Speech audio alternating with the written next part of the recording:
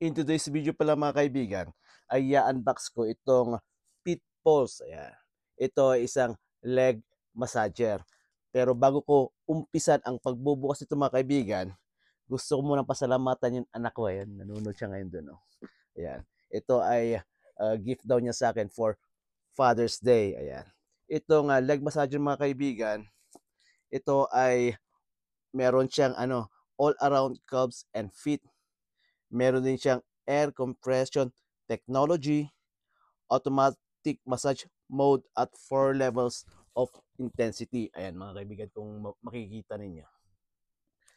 Tapos, ang product model nito ay isang medium size at ang input nito ay 12 volts, 0.6 ampere at ang power nito ay 7.2 watts at ang operating time nito ay 15 minutes. Kaya ngayon mga kaibigan, excited na ba kayo para buksan ko itong leg massager? Ayan. So, kailangan kumuha ng gunting. Ayan. Ayan mga kaibigan. Tapos,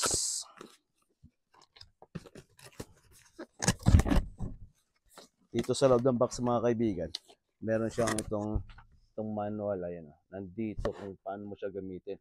Meron pala siyang yung remote niya. Ayan mga kaibigan. Ayan. Nandito yung mga kung paano gamitin ito.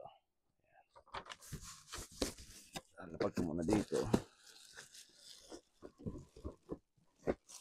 Ito may malit na box. Bubuksan ko kung anong laman nito. Ito pala mga kaibigan yung niya. Yun, adapter. Ayan. Click mo sa tabi.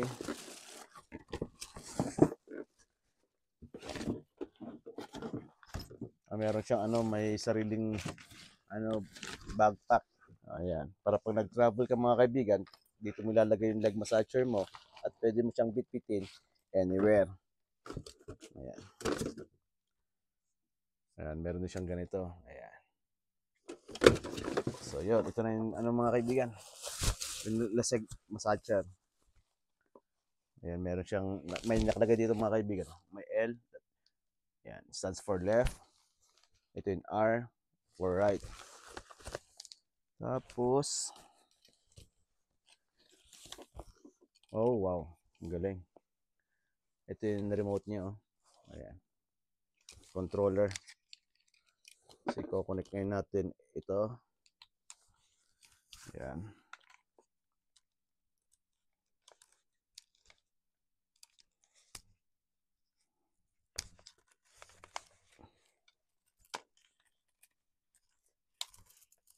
Ayan.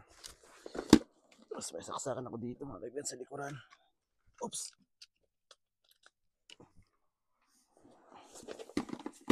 Yan, bago ko siya i-power on mga kaibigan, ilalagay ko muna sa legs ko. Ito naman sa right mga kaibigan. So ganito siya pag inopen mo.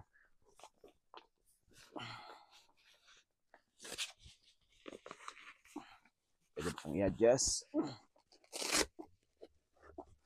So ganito siya mga kaibigan, no? Yan, kasama yung paa. So ito yung legs. Ngayon, the moment of truth. Turn on natin yung power button. Pwede kang mamili F or M.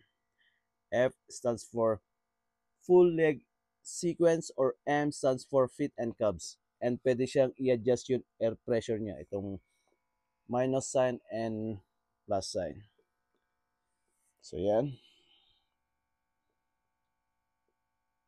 So yung pakiramdam, parang ganon. Yun. Nararamdaman mo siya na parang lumulobo siya.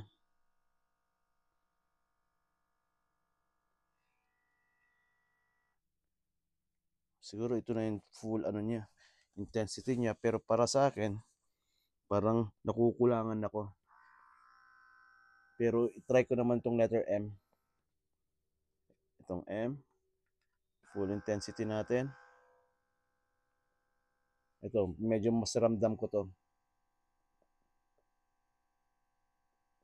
Ayun. Ooh. Ayan, ramdam mo mga kaibigan. Dito. Tapos dito. Yeah. So, yun lang mga kaibigan. Thank you for watching. God bless. And see you on my next video. Paalam.